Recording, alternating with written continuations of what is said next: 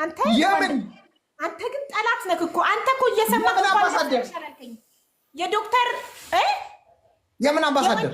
የወንድም ካለድ ፋውንዴሽን አምባሳደር ሆኜ ተመረጥኩ እኮ ሰራዊት ፍቅሬ እኮ መጥቶ ላይቭ ላይ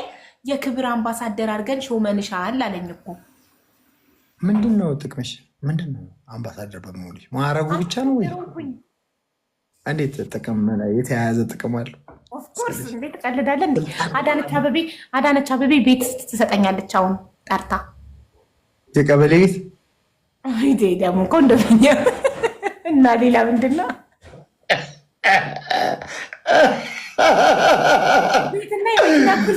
አረ ሰው ሳይማር አትስጡ ስልጣን በእናታችሁ አሁን በዚህ ልጅ ልታስረግጡን ነው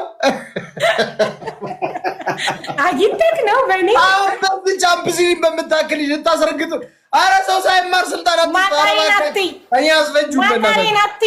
ምንም ባጠጣጅ ነኝ ማጣሪናቲ እሺ አንተ በእናትህ